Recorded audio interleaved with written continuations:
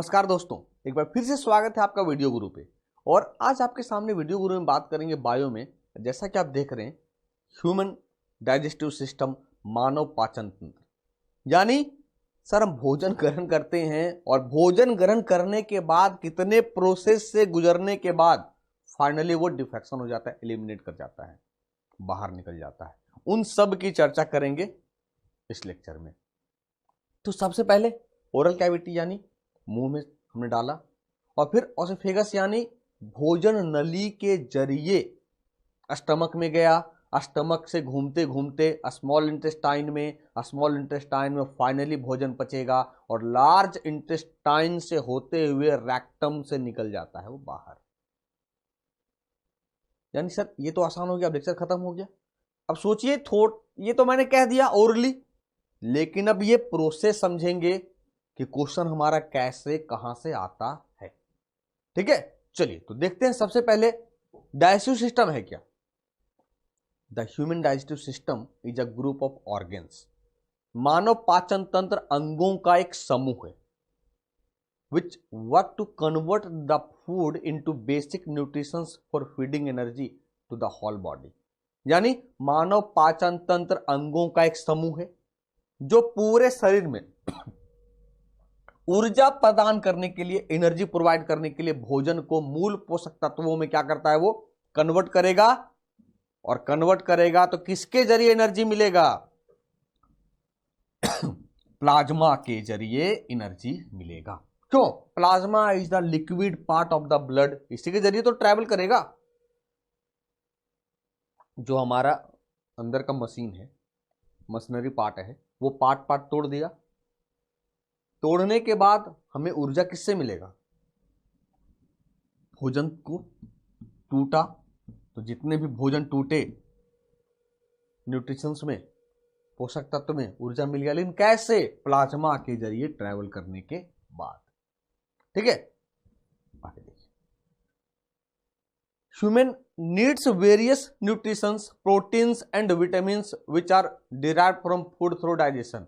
मानव को विभिन्न पोषक तत्वों, प्रोटीन और विटामिन की आवश्यकता होती है जो पाचन के माध्यम से भोजन से मिलते हैं। पचेगा तभी तो मिलेगा। अब सोचिए, डाइजेस्ट नहीं हुआ, या तो वोमिटिंग के जरिए बाहर निकल गया, या हमारा लीवर खराब हो गया, तो फिर एनर्जी मिला कैसे? एनर्जी तो नहीं मिला। यानी जब तक भोजन नहीं पचेगा तब तक हमें एनर्जी नहीं मिलेगा।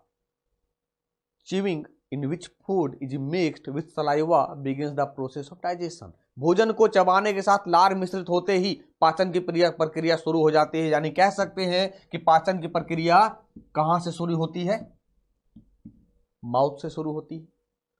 क्यों? लार कहां होगा? सलेवरी ग्लैंड की बात करें, सलाइवा की बात करें, मुंह से जैसा निकलेगा हमारा जो टाइलेन अमाइलेज जैसे ही निकलता है, भोजन के साथ मिक्स हुआ और पाचन की प्रक्रिया शुरू हो जाती है। हमेशा याद रखिए, एक क्वेश्चन आता है कि पाचन की प्रक्रिया कहां से शुरू होगी? मुंह से शुरू होगा, माउथ से शुरू होगा। क्यों? लार मिश्रित होते ही पाचन की प्रक्रिया शुरू हो जाती है। तो लार कहां निकलेगा कहां मिलेगा? मुंह में मिलेगा, इसे, है ना। चलिए अब ये देखिए, आप देख रहे होंगे the complete process of digestion is divided into 5 stages. पाचन की संपूर्ण प्रक्रिया 5 चरणों से गुजरता है। 5 चरणों से गुजरेगा तो कभी कभी अरेंज करने के लिए देता है कि पहला क्या होगा, दूसरा क्या होगा, तीसरा क्या होगा। तो 5 प्रक्रिया क्या है? इंजेशन, अंतर्ग्रहण, यानी हम पहले भोजन लिए, खाएंगे तभी तो पचेगा। खाने के बाद डाइजेशन होगा, डाइजेशन के बाद एब्जॉर्प्शन होगा, अवशोषण करेगा वो। अवशोषण करने के बाद पूरे बॉडी पार्ट में ट्रेवल किया, स्वांगीकरण किया, और जो वेस्टेज है वो फेसिस के रूप में डिफेक्ट हो गया, एलिमिनेट हो गया। तो यानी पहला क्या हो गया? Ingestion, digestion, absorption, assimilation, defection, या कहें एलिमिनेशन, या कहें एक्सक्रिएशन। यानी एक्सक्रिएट कर गया, बाहर निकल गया, एलिमिनेट हो गया, बाहर हो गया, डिफेक्ट कर दिए हम। अरे बात समझ में? तो ये जो है इसे आप याद रखना पड़ेगा सीरियल में। कि पहले क्या होगा, हिंदी वाले की बात करें, अंतर्ग्रहण, पाचन, अवशोषण, स्वांगीकरण और मल परित्याग। ठीक है, तो सबसे पहले बात करें इंजेशन की। इंजेशन क्या है? The process of taking food, drink और any other substance into the mouth by swallowing and absorbing it is known as ingestion. भोजन, पेय या किसी अन्य पदार्थ को मुख द्वारा निगलने और अवशोषित करने की प्रक्रिया को अंतर्ग्रहण के रूप में जाना जाता है। यानी सीधा सा मतलब समझे, खाने की जो प्रक्रिया है इंजेशन कहा जाएगा, अंतर्ग्रहण कहा जाएगा। आप देख लीजिए, यानी जो खाने की प्रक्रिया, इंजेशन किसे कहेंगे? खाने की प्रक्रिया को हम इंजेशन कह सकते हैं, अंतर्ग्रहण कह सकते हैं। ठीक है, अब भोजन ले लिया, भोजन खाया, अब यहीं से पाचन शुरू हो गया। क्यों? जैसे मुंह में गया, यहां से सलाइवा निकलना शुरू हो गया, सलाइवा मिला भोजन में, दांत ने क्या किया, ग्राइंडिंग किया, पीस किया, पीस करने के बाद भोजन में सलाइवा मिला और पाचन की प्रक्रिया शुरू। यानी कहां से शुरू हो गया? मुंह से शुरू हुआ, याद रहेगा, है ना। Digestion is a process through the large insoluble and non-absorbable food particles are broken down into a smaller water soluble and absorbable particle which are finally absorbed by food plasma। समझना, पाचन किसे कहेंगे उसके डेफिनेशन है ये।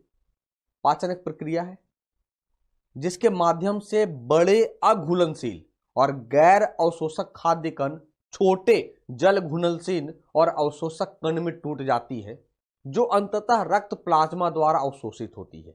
वही कहा मैंने पहले, दांत से टुकड़ा टुकड़ा किए, टुकड़ा करने के बाद जब पेट में गया, फूड पाइप के जरिए पेट में HCl हाइड्रोक्लोरिक एसिड मिला, रेनिन मिला, है ना, उन सब से जो भी हुआ प्रोसेस होते हुए फाइनली छोटे आंत में पचा और फिर रक्त प्लाज्मा के जरिए वो एब्जॉर्ब हो गया। यही है पाचन। अब देखिए कहा शुरुआत कैसे होगी। मुंह का काम था इंजेक्ट कर लेना।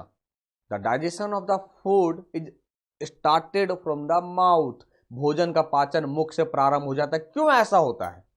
आपके मन में आ रहा होगा सवाल, सर ऐसा क्यों होता है, भोजन मुख से पाचन शुरू हो जाता है क्यों? कुछ देर पहले कहा digestion initiates right from mouth where salivary gland secretes the saliva in the mouth in which two types of enzyme are found, ptyalin and maltase. पाचन मुख से आरंभ होगा। क्यों? क्योंकि लार ग्रंथि मुख से लार को स्रावित करेगा, निकालेगा, जो दो प्रकार के एंजाइम होते हैं, टाइलिन और माल्टेज। टाइलिन और माल्टेज, ठीक है। अब आपको लग रहा है वो सर जो लार है, सलाइवा है, उसकी पीएच वैल्यू क्या होगी? जाहिर सी बात एसिडिक होगा। क्या होगा? एसिडिक होगा। लेकिन यह जानना है कि मूल पीएच वैल्यू कितनी होगी। It is acidic in nature, यह प्रकृति में अम्लीय होता है। पीएच मान की बात करें 6.8, कितना होगा पीएच वैल्यू? 6.8। अब देखिए कहा थ्रू फूड पाइप और oesophagus food reaches into the stomach. भोजन नली या ग्रास नली के माध्यम से भोजन अमाशय में पहुंच जाता है। यानी भोजन नली के माध्यम से पहुंचेगा, जो फूड पाइप के माध्यम से पहुंचेगा। लेकिन एक भी चीज हमेशा याद रखिएगा, फूड पाइप ऑसिफेगस में हमारा पाचन क्रिया नहीं होता है, पाचन नहीं होता है, डाइजेस्ट नहीं होता है। क्योंकि सर ये केवल पाइप का काम करता है कि जो आपने दांत से टुकड़ा टुकड़ा किया ये अंदर जाकर स्टमक में पहुंचा देंगे हम। देखिए आप देख रहे होंगे कि जैसे ही हमने इंजेक्ट किया, इंजेक्ट करने के बाद ये फूड पाइप के जरिए, देख रहे हैं, केवल काम क्या है इसका? पहुंचा देना। टंग क्या करता है? धकेलने में मदद करता है। यानी याद रहे ओसोफेगस में पाचन क्रिया नहीं होता है, फूड पाइप में पाचन क्रिया नहीं होता है। ठीक है, क्लियर है यहां तक? चलिए अब भोजन जैसे ही पेट में पहुंचा, the food lies approximately for 4 hours in the stomach. अमाशय में भोजन लगभग 4 घंटे तक रहता है। एक मैं आपसे क्वेश्चन करूंगा, कि सर आप सोचिए, अगर हम सॉलिड की जगह पे लिक्विड खा लें, केवल जूस पी लें, हमें भूख लगता है तेजी से। लेकिन यही अगर फ्रूट्स खाएंगे हम तो थोड़े देर से भूख लगता है। रीजन बिहाइंड, 4 घंटे तक भोजन हमारे पेट में रहता है जो प्रोसेस होता है पचने में। इसलिए देखते हैं 8 बजे अगर हम ब्रेकफास्ट किए तो 12 बजे 1 बजे तक हमें लंच करना है, फिर शाम को 4-5 बजे तक हम थोड़ी ब्रेकफास्ट करते हैं, शाम का नाश्ता, और फिर 4 बजे के बाद कहें 9 से 10 बजे हमें भूख लग जाती है। यानी 4 घंटे में ये अपना प्रोसेस कंप्लीट करता है, पूरा कर लेता है। क्योंकि ये क्वेश्चन पीसीएस के इंटरव्यू में पूछा गया था कि अगर हम सॉलिड के जगह पे लिक्विड अगर ले लें तो हमें सर भूख क्यों लगता है, ऐसा क्या है? क्योंकि जूस तो पी लिया, उस समय हमें लगता है कि एनर्जी मिल गई, लेकिन अब पाचन जो तंत्र है उसे काम करने में 4 से 5 घंटा चाहिए। तो लिक्विड क्या, या तो यूरिन के जरिए, स्वेट के जरिए निकल जाएगा बाहर, फिर हमें भूख लगेगा। ठीक है। PH value of the stomach, अमाशय का पीएच मान कितना होगा? 1.5 से लेकर 2.5 तक, यानी ये क्या होगा? अम्लीय होगा, यानी ये अम्लीय होगा। ठीक है। अब देखिए, अमाशय में पाचन यानी जैसे ही माउथ से लिया, एसोफेगस से गया भोजन नली, और भोजन नली से जाने के बाद स्टमक, जो ये वाला पार्ट देख रहे हैं आप, 4 घंटा कम से कम भोजन रहता है वहां। ठीक है, क्लियर है यहां तक? अब जब बाय फिगर भी समझते चलिए एक एक चीज, ताकि जब भी एग्जाम हॉल में पहुंचे तो बिल्कुल स्टोरी की तरह याद रहे और क्वेश्चन गलत ना हो हमसे। अब आगे आ जाए यहां। अब पेट में 4 घंटा रहने के बाद भोजन क्या होता है? The highly acidic environment of stomach contains gastric glands which secrete gastric juice. This is a light yellow acidic liquid. अमाशय के अत्यधिक अम्लीय वातावरण में, अम्लीय है ना, अभी तो देखा हमने कितना था, 1.5 to 2.5, यानी हाईली एसिडिक है, अम्लीय है। तो जो जठर रस है वहां, गैस्ट्रिक ग्लैंड से जो गैस्ट्रिक जूस निकलता है, वो हल्के पीले रंग का अम्लीय द्रव होता है जो भोजन में मिक्स करता है। ये क्या क्या निकलता है इसमें से? सर एक होता है पेप्सिन और रेनिन। पेप्सिन का काम क्या है? पेप्सिन का काम है जितने भी प्रोटीनियस फूड हैं, जितने भी प्रोटीन युक्त भोजन है, उसको पेप्टोन में तोड़ देना, उसको पेप्टोन में तोड़ देना। और रेनिन का काम है जितने भी मिल्क प्रोडक्ट हैं, यानी दूध पीते हैं, तो रेनिन कैसिन में बदल देता है। ये कैसिनोजन होता है ना। और इसीलिए क्वेश्चन आता है कि जैसे जैसे हम बड़े होते हैं रेनिन की मात्रा कम निकलती है, और बच्चों में रेनिन की मात्रा ज्यादा निकलती है, क्योंकि बच्चे केवल मिल्क प्रोडक्ट पे डिपेंड रहते हैं। इसे देखते हैं, जैसे ही अगर बड़े हो गए, जिनका पाचन तंत्र कमजोर है, अगर ज्यादा मात्रा में दूध पी लिया तो उसे नुकसान कर जाता है। रीजन बिहाइंड, रेनिन की मात्रा कम निकलती है। ठीक है। अब पेप्सिन का काम क्या था? प्रोटीन को पेप्टोन में बदलना। रेनिन का काम क्या है? मिल्क को पचाना।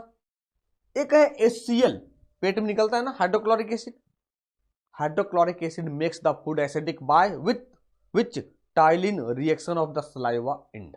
हाइड्रोक्लोरिक अम्ल भोजन को अम्लीय बना देता है, जिससे लार की टाइलिन की क्रिया समाप्त हो जाती है। और HCl का काम बड़ा मजेदार है कि जितने भी बैक्टीरिया आते हैं भोजन के साथ, क्योंकि अब ऐसा तो नहीं कि हम हमेशा हाथ अच्छे से धोकर ही खाते हैं, मान लो बाहर कहीं है और भूख लग गई, चलो जैसे खा लें, तो उस समय हमारा बॉडी बिल्कुल तैयार था, कोई बात नहीं, हम जो अमाशय में हाइड्रोक्लोरिक एसिड है वो लड़ने के लिए तैयार है। ठीक है। और कभी कभी वो हाइड्रोक्लोरिक एसिड नुकसान करता है। जब आप भोजन ले लीजिए, भोजन खाइए और कम मात्रा में पानी पीजिएगा, तब वो HCl पूरा एसिडिक हो जाता है और जिससे हमें जलन महसूस होने लगती है। अब आ जाए digestion in duodenum, it receives partially digested food. एक क्वेश्चन रहता है कि जो पचा हुआ भोजन पेट में रहता है उसे हम क्या कहते हैं? काइम। क्या कहते हैं? काइम। यानी जो अधपचा भोजन है, आंशिक रूप से पचा भोजन है, उसे हम काइम कहते हैं। ठीक है। It receives partially digested food known as chyme from the stomach and plays a vital role in the chemical digestion of chyme in preparation for absorption in the small intestine। यह अमाशय से आंशिक रूप से पाचन योग्य भोजन को प्राप्त करता है, जो काइम कहते हैं, और छोटी आंत में अवशोषण हेतु काइम के रासायनिक पाचन में महत्वपूर्ण भूमिका निभाता है। कौन? ड्यूडेनम। तो ड्यूडेनम कहां है? ये वाला पोर्शन पे, ये वाला पोर्शन पे। यानी ये ऑसोफेगस से भोजन नली है, ये सीधा स्टमक में आया और फिर स्टमक से निकलते निकलते कहां आ गया? ड्यूडेनम में आ गया। कहां आया? ड्यूडेनम में आया, है ना। चलिए, अब जैसे ही ड्यूडेनम में पहुंचता है भोजन chyme, as the food reaches the duodenum, bile juice from the liver combines with it. भोजन पक्वाशय में पहुंचते ही यकृत से निकलने वाला पीत रस आकर मिलता है। क्या मिलता है? पीत रस आकर मिलता है। यानी अब एक और क्वेश्चन बना कि जो बाइल जूस है वो कहां तैयार होगा? लीवर में तैयार होगा। उसका काम क्या है कि अम्लीय भोजन को क्षारीय में बदल देना। The main function of the bile juice is to convert the acidic food into alkaline as it is alkaline in nature. क्यों? क्योंकि अब प्रकृति में क्षारीय होता है। अब जाहिर सी बात, हम क्षारीय है तो तभी तो ये क्षारीय में कन्वर्ट करेगा। यानी the main function of the bile juice is to convert the acidic food into alkaline. पीत रस का मुख्य कार्य क्या है? अम्लीय भोजन को क्षारीय में बदल देना, क्योंकि पीत रस क्या होगा?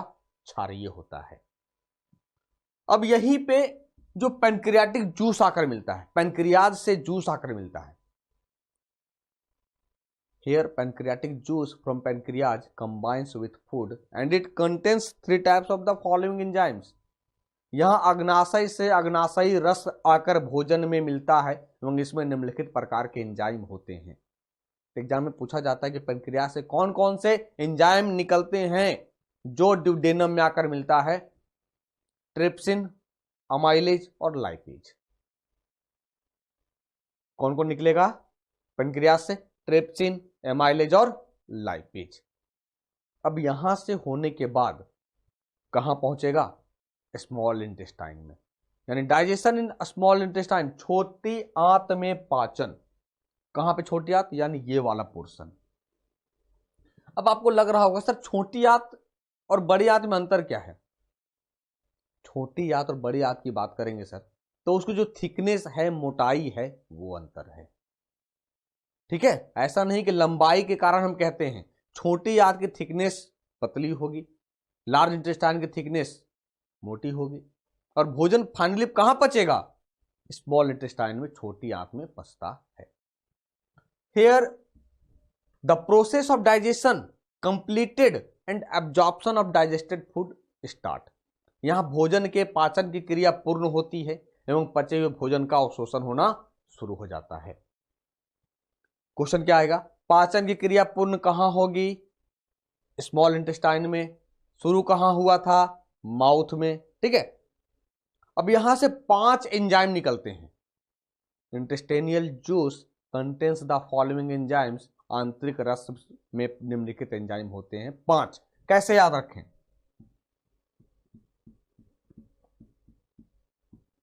Smell, S for sucrase, M for maltase, E for erepsin, L for lactase, L for lipase. इस ट्रिक से याद रहेगा क्योंकि क्वेश्चन आएंगे आपके जरूर। स्मॉल इंटेस्टाइन से इनमें से कौन से एंजाइम नहीं निकलते हैं? एचसीएल नहीं निकलता, पता है आपको। पेप्सिन भी नहीं निकलता है, रेनिन भी नहीं निकलता है। तो क्या निकलेगा? स्मेल निकलेगा, इरेप्सिन, माल्टेज, सुक्रेज, लैक्टेज और लाइपेज, जो फाइनली भोजन को कंप्लीटली पचा देगा। और ये बदल देता है अमीनो एसिड में। अमीनो एसिड में जो हमारे बॉडी में अमीनो एसिड की बात करें तो 20 प्रकार के अमीनो एसिड होते हैं। कितने प्रकार के? 20 टाइप्स ऑफ अमीनो एसिड, 20 प्रकार के अमीनो एसिड होते हैं। अब आ जाइए एब्जॉर्प्शन, यानी अब भोजन पच गया, अब तो अवशोषण होगा। The digested food is absorbed by food blood plasma is known as absorption. रक्त प्लाज्मा द्वारा पचा हुआ भोजन अवशोषित होता है, जिसे अवशोषण के रूप में जाना जाता है। यानी पहुंचाना काम करेगा, पूरे बॉडी पार्ट में ट्रैवल करेगा, किसके जरिए? प्लाज्मा के जरिए। जब अवशोषण होगा तभी तो एनर्जी मिलेगा, उसे क्या कहेंगे? स्वांगीकरण, assimilation. Use of absorbed food in the body और movement of digested particles where they are used in is called assimilation. अवशोषित भोजन का शरीर में उपयोग में लाया जाना या पचे हुए कणों का संचलन जिसका उपयोग हो, उसे स्वांगीकरण कहेंगे। यानी भोजन पचा फाइनली स्मॉल इंटेस्टाइन में, तो एब्जॉर्ब करेगा ना बॉडी, किसके जरिए? प्लाज्मा के जरिए। अब जब एब्जॉर्ब कर लिया तो हमें एनर्जी मिलेगा ना, उस एनर्जी को क्या कहेंगे? असिमिलेशन। अब सारा का सारा भोजन तो पचा नहीं हमारे पेट में, कुछ तो अनडाइजेस्टेड फूड भी है। It is the final act of digestion, यह पाचन की अंतिम क्रिया है। यानी जो नहीं पचा वो स्मॉल लार्ज इंटेस्टाइन के जरिए रेक्टम से बाहर निकल जाता है, एनस से बाहर निकल जाता है। किससे बाहर निकलेगा? एनस से बाहर निकल जाएगा, गुद्दा से बाहर निकल जाएगा। देखिए,